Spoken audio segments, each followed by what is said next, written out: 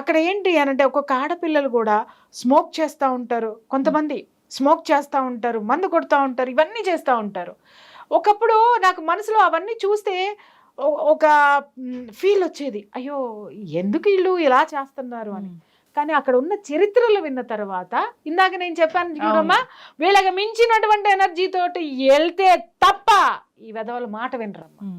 కానీ ఇక్కడ విచారించదగ్గ విషయం ఏంటంటే, సిగ్గుతో తలదించుకోవాల్సినటువంటి విషయం ఏంటంటే, అక్కడ ఉన్నటువంటి పురుషాధిక్యత ఎనర్జీ మీ స్త్రీలను వచ్చినప్పుడు మీరు ఎలాంటి గౌరవాన్ని మీ ఇండస్ట్రీలో ఇస్తున్నారే.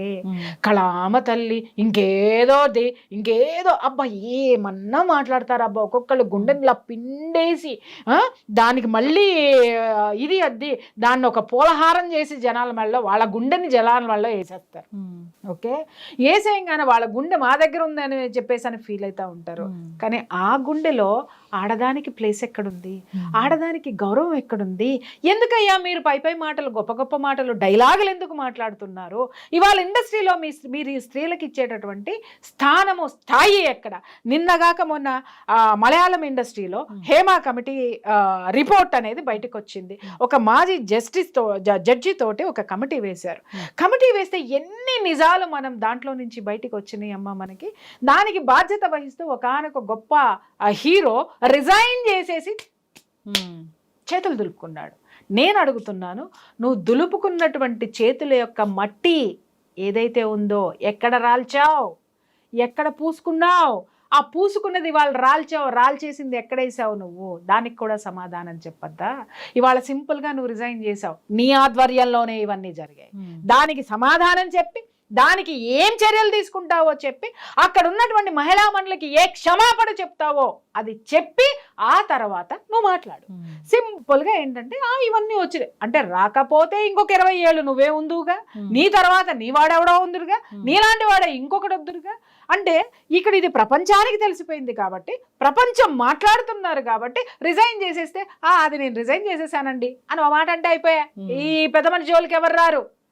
తెలివితేటలు చూపిస్తారనమాట వీళ్ళు. తెలివితేటలు నీ ఆధ్వర్యంలోనే జరిగినాయి సామి. ఈ కమిటీ వచ్చింది నువ్వు అధ్యక్షుడిగా ఉన్నప్పుడే సామి. ముందు వాటికి సమాధానం చెప్పు. రైట్, అక్కడ ఎవడో సమాధానం చెప్పడం, సమాధానం ఎందుకు చెప్పవు అనేటటువంటి పబ్లిక్ ఏదైతే ఉంటుందో ఇక్కడ పబ్లిక్ ఎదవా. పబ్లిక్ మాత్రం ఇలా సినిమాలు వస్తే విజిల్ చేయాలి, కాగితాలు దించాలి, చొక్కాలు చింపుకోవాలి, ఇంకా హీరో వస్తే వాడి కాళ్ళ మీద పడాలి, మళ్ళీ ఎక్కువ తక్కువలు చేస్తే వాడిని పట్టుకొని పటపట ఓ హీరోతోటి వీడు కొట్టించుకోవాలి. అంటే ఇక్కడ అభిమానులు కూడా దురాభిమానులు ఉన్నారు, అది పక్కన పెట్టండి. విపరీతమైనటువంటిది. ఈ పబ్లిక్ మీకు కావాలి మీ జేబులు నింపడానికి, మీ ఆస్తులు పెంచడానికి, మీ గ్లామర్ పెంచడానికి, మీ గ్లామర్తో మమ్మల్ని ఆడేసుకుని వాడేసుకుని పారేస్తున్నారు. మరి ఇంత గొప్పగా స్త్రీల గురించి, స్త్రీ యొక్క అభిమానం గురించి, స్త్రీ యొక్క మానం గురించి మాట్లాడేటువంటి హీరోలు ఒక స్త్రీకి అత్యాచారం జరుగుతుండే యానుంచో ఎగురుకుంటా వచ్చి డిషు డిషు డిషు అని 100 మందిని తంతున్నాడు. ఇప్పుడు ఒక్కడి మీద బాధ్యత తీసుకోండి, మీరు ఒక్కడి మీద బాధ్యత తీసుకోండి. సోకాల్డ్ హీరోస్ అందరూ కూడా. ఇక్కడ ఒక హీరోని నేను మెచ్చుకోవాలి. నిన్న ఆవిడ ఝాన్సీ ఒక మాట మాట్లాడారు. ఈ అమ్మాయి ఎందుకు కంప్లైంట్ ఇవ్వలేదా? ఈ క్వశ్చన్కి నేను సమాధానం చేస్తా. చాలా మంది క్వశ్చన్, అప్పుడు ఎందుకు ఇవ్వలేదు, అప్పుడు బాగానే కలిసి ఉన్నారు, ఇప్పుడు మాత్రం బయటకు వస్తే కంప్లైంట్ ఇస్తున్నాడు. ఒరే దగులుబాజీలారా, ఆ అమ్మాయి అప్పుడు కంప్లైంట్ ఇవ్వడానికి షీ వాజ్ మైనర్. ఇంకొకటి, కంప్లైంట్లు ఇస్తే అమ్మాయికి అవకాశాలు ఇవ్వరు, అవకాశాలు రాకపోతే బయటికి రావచ్చు కదా అని అంటే, ఆ అమ్మాయి అనుకుంది నా జీవితం ఇది అని, తను దేనికి వచ్చానో అది ప్రూవ్ చేసుకోవాలని నిలబడినందుకు ఆ పిల్లని అప్రిషియేట్ చేయండి. అన్నిసార్లు అత్యాచారమైన ఇండస్ట్రీని వదిలిపెట్టకుండా అమ్మాయి వెళ్ళిందంటే ఆ అమ్మాయిలో ఎంత తపన ఉందో అర్థం చేసుకోండి. మానసికంగా, శారీరకంగా దగుల్బాజీలందరూ కొల్లబడుస్తున్నా కూడా కదలకుండా కూర్చున్న ఆ శక్తికి సెల్యూట్ చేయండి రా నాయన. అంతేగాని ఎందుకు వచ్చింది, ఇంటికి వెళ్ళిపోవచ్చు కదా, ఇక్కడే ఉండొచ్చు కదా. అరే కొంపలో కూర్చొని అన్నం తినే నీకేం తెలుసురా ఆ విలువ? ఒక్కసారి నువ్వు డాన్స్ చేసి చూడు, అమ్మాయిలాగా డాన్స్ చేసి చూడు, అమ్మాయిలాగా కొరియోగ్రఫీ చేసి చూడు, లేదా ఆ అమ్మాయిలాగా నువ్వు ఒక ఆ యాటిట్యూడ్ని పెట్టుకుని అంత ధైర్యంగా నువ్వు ఉండే. You are escapist, but she's not. మాట్లాడే వాళ్ళందరూ ఎస్కేపిస్ట్లు అమ్మా. బట్ ఆ అమ్మాయి ధైర్యంగా నిలబడి నాకు ఎవరొస్తారు ఇన్ని సంవత్సరాలు చూసింది.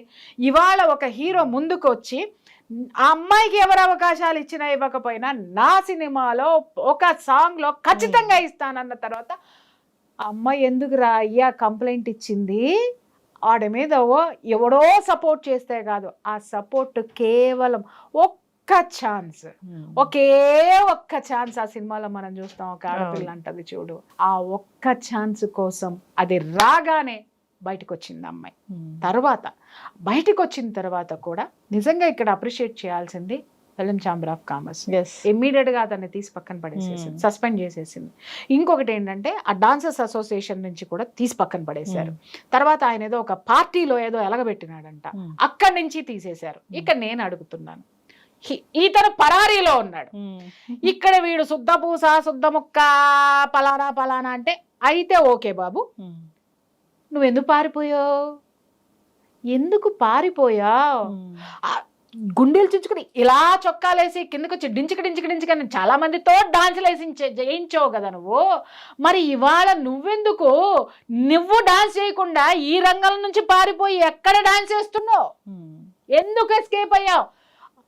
ఇక్కడ నేను చెప్తున్నాను, బాధితురాలు ఎస్కేప్ అవ్వలేదు, బాధించినోడు ఎస్కేప్ అయ్యాడు. ఇక్కడ అమ్మాయిని మనం అప్రిషియేట్ చేయాలమ్మా. జరిగింది వాస్తవం అయితే అమ్మాయి నిలబడి ఇవాళ ఒక చిన్న సపోర్ట్, ఒక హీరో నా సినిమాలో ఇస్తానంటే నా జీవితం ఉంది, నేను అనుకున్నది ఉంది ఇక్కడ, ఇప్పుడు నేను వీడి మీద ఈడంతు చూస్తాను అని చెప్పి ఇక్కడ ఎక్కుపెట్టింది బాణం. ఇది చూడాలి. 22 సంవత్సరాల పిల్ల 15 ఏళ్ల వయసు నుంచి ఆ హరాస్మెంట్ భరిస్తూ తను అనుకున్న లక్ష్యం చేరడానికి టైం కోసం ఎదురు చూసింది చూసావా? విశ్వం అది తీసుకొచ్చి ఎప్పుడైతే అమ్మాయికి ఇచ్చిందో ఆ అమ్మాయి బయటికి వచ్చింది. చూడమ్మా, నిప్పలేందే పొగరాదు. ఆ అమ్మాయి విషయము నిజం కాకపోతే ఇన్నిటిల్లో నుంచి అతన్ని ఎందుకు తీసేస్తారు? నిన్నగాక మనం ఇంకొక కేసు చూసాం, డ్రగ్స్ కేసు. కార్డు వెనక్కొచ్చింది, వెనక్కొచ్చినాయి, వెనక్కొచ్చినాయి, అన్ని వెనక్కొచ్చినాయి, కానీ ఎఫ్ఐఆర్ కాపీ బయట రాలా. ఇలా బ్లఫ్ చేసేటటువంటి వాళ్ళు మన దగ్గర ఉన్నారు, కానీ ఇలా బాధించినటువంటి వాళ్ళ ఎస్కేపిస్టులు కూడా ఇక్కడే ఉన్నారు. జరుగుతాయి జీవితంలో, పొరపాట్లు జరుగుతాయి, కానీ దౌర్జన్యాలు జరగకూడదు. కానీ ఏమంటారు దాన్ని, బ్లఫ్ జరగకూడదు. నువ్వు వాస్తవాన్ని వాస్తవంగా అంగీకరించు. సాగినంతకాలం నా అంతవాడు లేడందరూ, సాగకపోతే ఇలా పారిపోదురు. పారిపోయినాడు. నువ్వు చెయ్యినప్పుడు, నువ్వు నేషనల్ అవార్డు తీసుకున్న కొరియోగ్రాఫర్వి, నువ్వు బాలీవుడ్ కొరియోగ్రాఫర్, బాలీవుడ్లో కూడా నీకుంది. అంత స్టామినా ఉన్నప్పుడు నేను చెయ్యలేదు అని ఒక్క ఆడపిల్ల కేసు పెట్టంగానే ఎందుకు పారిపోయావు నువ్వు? ఇక్కడ ఏంటంటే చెప్తున్నారు, ఇంకా వాళ్ళ వైఫ్ కూడా సపోర్ట్ చేస్తారని. వస్తాయి, అది ఇంకా మనకి బయటికి రాలేదు కాబట్టి నేను దాని గురించి మాట్లాడినమ్మా. నాకు దాని గురించి కరెక్ట్ ఇన్ఫర్మేషన్ రాలా.